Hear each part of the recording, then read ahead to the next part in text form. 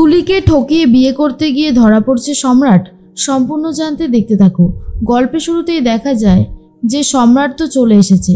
এরপরেই আসমানের বাবা বিয়েতে বসার জন্য ভীষণ তোড়জোড় করতে শুরু করে দেয় আর বলে, আরে বাবা সময় বেশি বাকি নেই, ঝটপট করে শুরু করো।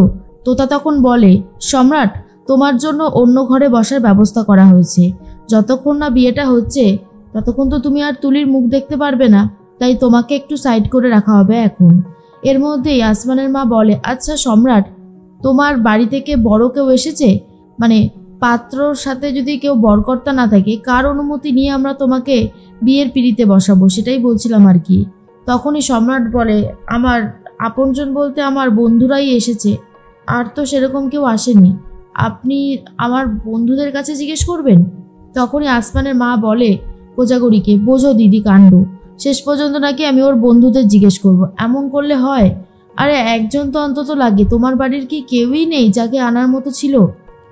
সম্রাট বলে, থাকলে তো আমি নিয়েই আসতাম, তাই না আন্টি? নেই বলেই তো যত সমস্যা।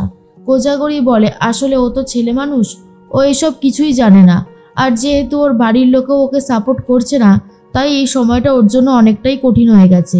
কি আর করা যাবে, অন্যরকমভাবে ব্যবস্থা করতে হবে। তোতা তখন বলে, সেটাই তো, ওকে দোষ দিয়ে তো কোনো লাভ নেই। তুলির মা বলে কোজাগরীকে, আচ্ছা দিদি তুমি না হয় ওর গার্জেন হও, এখন তো ওর কেউ এখানে নেই, আর তুমি বয়োজ্যেষ্ঠাও আছো, তাই তুমি ওর গার্জেন। এরপর সম্রাট বলে, হ্যাঁ হন না, তাহলে তো খুব ভালোই হবে। আসলে আমার তো কেউ নেই, আমি কাউকে আনতেও পারিনি, ব্যাপারটা সত্যি খুব বাজে টাইপের একটা জিনিস হয়ে দাঁড়িয়েছে, আমার নিজেরও খুব একটা ভালো লাগছে না। তখন কোজাগরী বলে, আচ্ছা ঠিক আছে, এখন তো তুমি সাইডে গিয়ে একটু বসো, তারপর সব কিছু দেখা যাবে। এর মধ্যেই সবাই মিলে অনেক খুশি হয়ে গেছে যে সম্রাট চলে এসেছে, একটু পরেই তুলির বিয়ে শুরু হয়ে যাবে। তখন অন্যদিকে তুলির সাথে কথা বলছে তুলির বন্ধুরা। বলে, এই তুলি, তোর বিয়ে হয়ে যাবে, তুই তো চলে যাবি, বল তোর জন্য না আমাদের সববার খুব মন খারাপ হবে জানিস। তুলি তখন বলে, কি করব বল, মেয়েদের জীবনটাই তো এমন, কিছু করার থাকে? বিয়ে করা মানে তোমাকে তোমার জায়গা ছাড়তেই হবে। আমারও খারাপ লাগছে, কিন্তু কিছু করারও তো নেই। তুলির বন্ধুরা বলে, জানিস তো এই যে তোর বিয়ে হচ্ছে না, এরপর দেখবি আমাদের লাইন লাগবে। আরে আমাদের মা তো বলা বলি করছে অলরেডি, তুলি এত ভালো কি করে একটা সম্বন্ধ করতে পারলো, এই ছেলেটা কি দেখে তুলিকে পছন্দ করলো, হ্যাঁ না তেনা সব বলে যাচ্ছেন। তুলি তখন বলে, ওরা তো কিছু ভুল বলেনি রে, যা বলেছে তা একদম ঠিকই বলেছে। আমিও না মাঝে মধ্যে ভাবি যে সম্রাট আমাকে কি দেখে পছন্দ করলো, মানে আমার তো দেখছিস বাড়িঘরের এই অবস্থা, আমি সেরকম পড়াশোনাও শিখিনি, আর আমাকে সেরকম দেখতেও না। এটা নিয়ে আমার মনের মধ্যেও না একটা বিরাট প্রশ্ন রয়েছে, কিন্তু প্রশ্ন থাকলেই বা আর কি হবে, এখন তো কোনো উত্তর নেই। তবে হ্যাঁ, বিয়ের পর না আমি সম্রাটকে জিজ্ঞেস করবো এই ব্যাপারটা নিয়ে, খোলাখুলি আলোচনা করব যে ও আমাকে এত ভালোবেসেছে কেন। জানিস আমারও না মনটা খুব খারাপ লাগছে, পরশু দিনই তো শুনলাম ফ্লাইটের টিকিট বুক করা রয়েছে, বিয়ে হতে না হতেই এত দূরে চলে যেতে হবে বাবা মাকে ছেড়ে, আমার একদমই ভালো লাগছে না। তখনই তুলির কথা শুনে তুলির বন্ধুরা বলে, কি করবি বল? আরে বাবা এখন তো আর কোনো অপশানও নেই, তাই না? তখন তুলি বলে যে সেটা তো ঠিকই, তবে আমার মা আর বৌদি খুব কান্নাকাটি করবে আমাকে, আমি এই বাড়িতে থাকতাম, এই বাড়িটা সবসময় রাজ করে রাখতাম, আমাকে না দেখতে পেরে ওরা কিন্তু খুবই কষ্ট পাবে। এর মধ্যেই চলে এসেছে তোতা আর বলে, এই যে সব কিন্তু ঠিক হয়ে গেছে, ওইদিকে সম্রাটও চলে এসেছে, এবার কিন্তু বিয়ে শুরু হয়ে যাবে। তুলি তখন বলে, হ্যাঁ বৌদি জানি তো, আরে আমরা গল্পই করছিলাম। তখনই তোতা বলে, জানো তো একটা জিনিস সব থেকে মনে রাখবে, এই যে তোমার বিয়ে হচ্ছে, তোমার সবই হবে, সংসার হবে, কিন্তু আমাদেরকে ভুলে গেলে কিন্তু চলবে না, আমরা কিন্তু সব সময় তোমার সাথে আছি।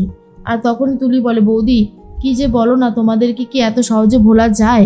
আর এটা তো হলো আমার বাবার বাড়ি, আমি আসবই, সে যত যাই হয়ে যাক না কেন। তোতা তখন বলে, ওইদিকে তোমার বর বেশ ভালো গল্প করছে, আমার মায়ের সাথে তোমার মায়ের সাথে বেশ গল্প জমে গেছে, আর সবসময় সম্রাট তো একগাল হাসি নিয়ে থাকে, সবার সাথে কথা বলে, খুব ভালো লাগে এই জিনিসটা। এটা দেখেই বুঝি সম্রাটকে পছন্দ করেছিলে? তুলি তখন বলে, তা বলতে পারো, আমার না ওই গোমরা মুখ ছেলে একদম পছন্দ না, যেমন আমার দাদাভাই সারাক্ষণ শুধু মুখ গোমরা করে রাখে, একটু হাসতেও জানে না, কিন্তু সম্রাট পুরোটাই অন্য। আসমানের কথা বলতেই তোতা বলে, আসমানের পার্সোনালিটিটাই একটু অন্য রকমের, ও একটু চুপচাপ থাকতে ভালোবাসে, আর একটু আড্ডা কম মারতে ভালোবাসে, সেটা আমি আসমানকে দেখেই বুঝেছিলাম। যাই হোক, বাবা কিন্তু ওদিকে তাড়া দিচ্ছে, এক্ষুনি তোমাকে বিয়ের পিঁড়িতে বসতে হবে। তখনই তুলি বলে, আর বলো না, বাবা তো বরাবরই ভীষণ তাড়াহুড়ো করতে থাকে।